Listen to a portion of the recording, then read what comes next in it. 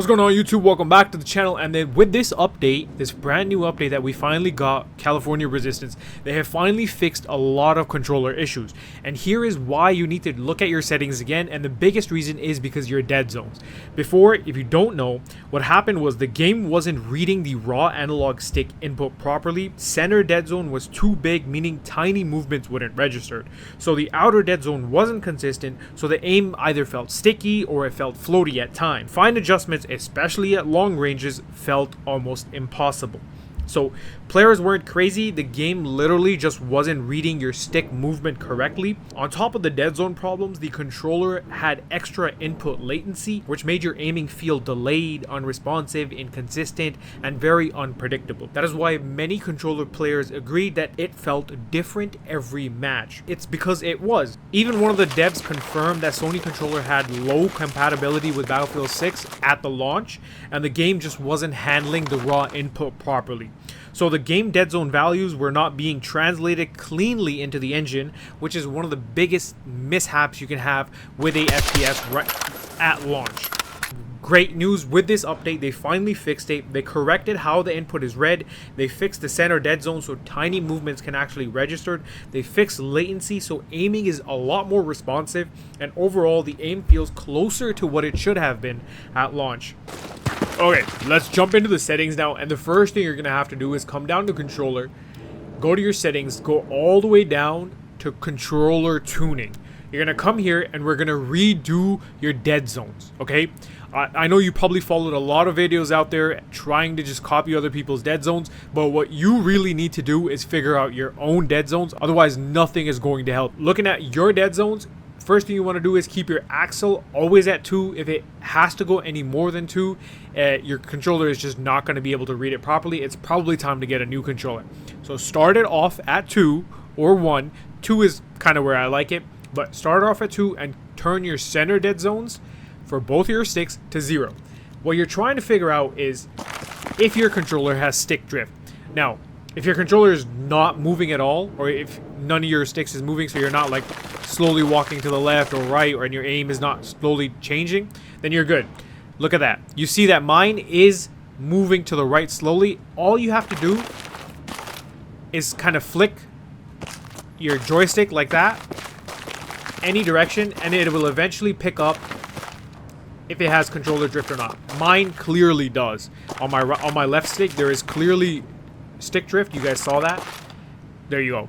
Right? What you want to do is just take your thumb and kind of slightly flick your joystick, right? And I do have it on my right stick. It does take a couple of tries for me, just because my dead zones are very low, but for you it might happen right away. Okay, so figure that out, what's happening. If it's not happening that much, then yours are probably just going to be super low numbers. If they're happening right away, then you're probably going to have to go a little bit higher on the dead zones. Okay, so for me, if yours are low number, you can just go up by 1 and keep doing the same thing, right?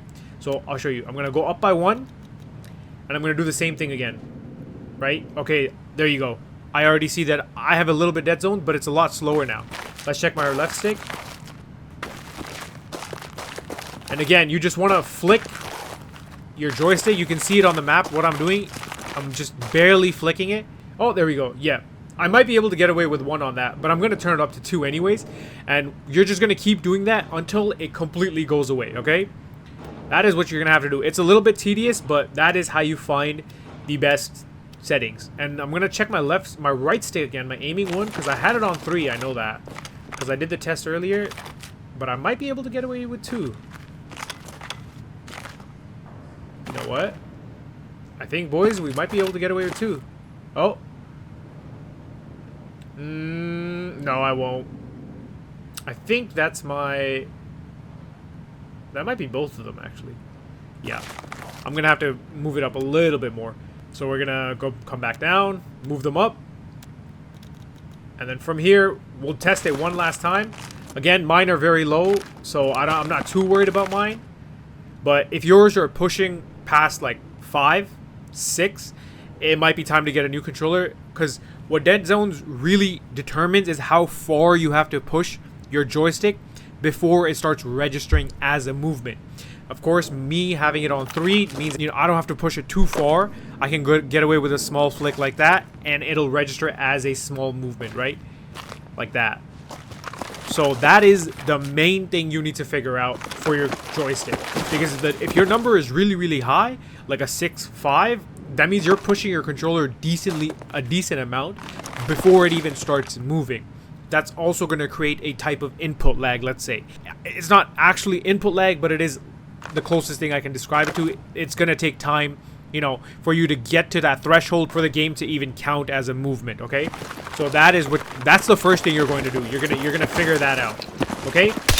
After that, it is very, very easy to kind of figure out what kind of settings you want to play on, okay? Okay, I brought you guys over to a better kind of firing range. The other one's still kind of bugged, so... And the main reason people turn off uniform infantry aiming, either on or off, is because they either want to use one sensitivity for all the optics or different sensitivities per optic. And I do prefer using different sensitivities per optic. I kind of prefer a little bit slower when I'm kind of zoomed in with the smaller ones, and a little bit higher sensitivity when I'm zoomed in with the higher ones. The main thing that you have to do is bring either your infantry zoom aim sensitivity higher or lower. I prefer it at 75, and I turn off my zoom transition sensitivity smoothing. I want it an instant sensitivity. I don't want it gradual. As soon as I jump in, as soon as I'm starting to kind of get into it, I want the other sensitivity to kind of take over. That's pretty much I want my ADS sensitivity to take over, pretty much. Now, the input curves, I know a lot of people have kind of like, oh, which one is the best, which one is the best. There isn't really a best one, it's just which you prefer. And how to figure that out is obviously start playing with whichever ones. If you've played previous Battlefield, start with those ones. Or 2042, you can choose those ones. I did play for the 2042, the old one. After that, I changed to the Battlefield 5. You can see that they're both rather similar, but the Battlefield 5 just feels a little bit better for me. And the same thing with the input curve. I play the Battlefield 5 one, and then I just play standard acceleration. I don't have any crazy settings on. I slide with circles, same as crouch. These are my ADS multipliers, and I, you know, prioritize interact. All depends on how you like it, how you play, but these are the settings that I use, and this is kind of what I'm used to already. And I've been playing on that new Eastwood map, so you can watch the rest of the gameplay. I hit some pretty decent clips, I would say. Nothing crazy, but it's just my play style is I like getting 2 to 3 kills and getting out pretty much. I don't like being too aggressive.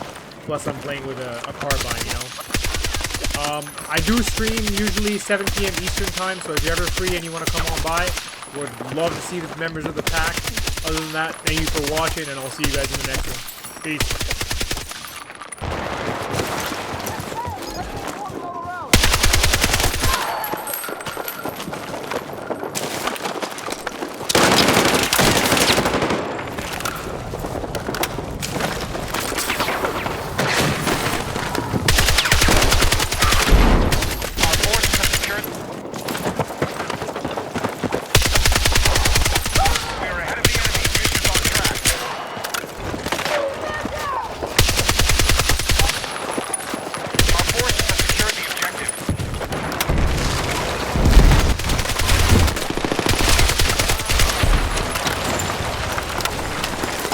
You can!